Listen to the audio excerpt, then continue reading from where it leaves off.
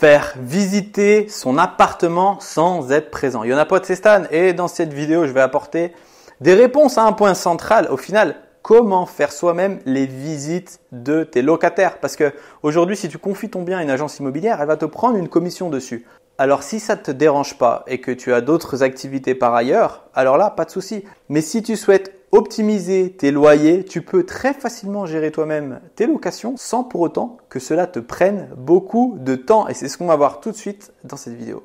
Pour des locations longue durée, la première solution la plus facile, j'en ai parlé un petit peu dans l'introduction, c'est de trouver un prestataire, c'est-à-dire un agent immobilier ou une personne de confiance sur place. Ça peut être un prestataire, ça peut être une femme de ménage, ça peut être une conciergerie, ça peut être tout simplement un proche, mais que tu vas devoir rémunérer pour justement organiser tes visites, faire l'état des lieux d'entrée et puis s'occuper un petit peu de ton parc immobilier et de ton appartement. L'avantage, c'est que c'est un coût qui est maîtrisé, mais c'est toujours un coût. Si comme moi, tu préfères gérer toi-même tes biens immobiliers, je vais t'expliquer avec précision comment faire. La première des choses, c'est d'avoir des photos de grande qualité pour que ton appartement ressorte beaucoup plus que tous les autres sur le secteur et sur les annonces du Bon Coin. Ton appartement doit vraiment pouvoir se différencier des autres par la qualité de ses photos. La deuxième chose, c'est d'avoir une description très précise. Tu dois être minutieux et mettre dans le moindre détail tous les éléments qui sont présents dans ton appartement, que ce soit le lave-vaisselle, le frigo, la machine à laver, vraiment tous les équipements doivent être mis en avant. Tu peux même lister l'ensemble des équipements. Ensuite, ce qui est important également, c'est de mettre à combien de temps se situe ton appartement des principaux points d'intérêt de ta ville.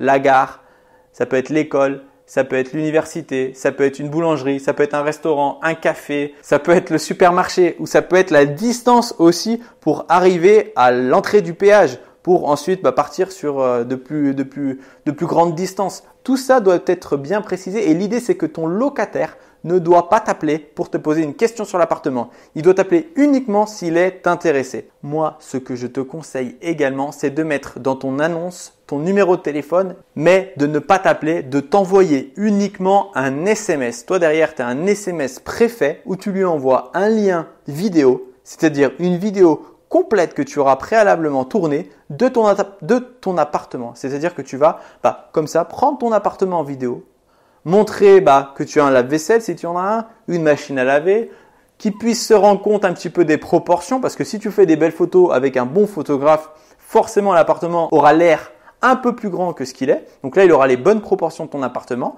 Il pourra réellement se rendre compte de ça et toi, tu peux le valoriser comme limite une visite virtuelle. C'est l'étape supplémentaire pour être certain qu'après avoir eu tous les éléments de ton appartement, savoir à combien de distance il se situe du péage, de la gare, de tous les points d'intérêt, il a en prime une visite virtuelle directement de chez lui. Ensuite, s'il est intéressé, dans ce SMS, tu lui auras précisé tous les éléments qu'il doit te donner pour déposer le dossier. Je t'avais fait une vidéo spéciale, je te la remets dans le i comme info, tu pourras la consulter. Et là, tu auras vraiment une annonce qui est optimisée et sur laquelle, pour l'instant, tu n'as toujours pas fait de visite. Le potentiel locataire pourra te faire suivre tous les éléments que tu lui as demandés directement par mail et tu pourras ainsi valider son dossier. Ensuite, il restera simplement à convenir d'une date d'entrée pour réaliser l'état des lieux directement avec lui. Tu peux même, si tu es très organisé, lui faire parvenir à l'avance un état des lieux d'entrée et également un bail pré-rempli. Le bail, il pourra te le renvoyer signé. Ça te permettra d'être sûr et certain qu'il respecte correctement ses engagements. Tu peux même, si tu es dans une zone tendue, demander éventuellement le paiement de la caution à l'avance pour te garantir qu'il ne te fera pas faux bon le jour de l'état des lieux d'entrée. Et si tout se passe bien, le jour de l'état des lieux d'entrée, tu auras ton locataire et tu n'auras fait aucune visite.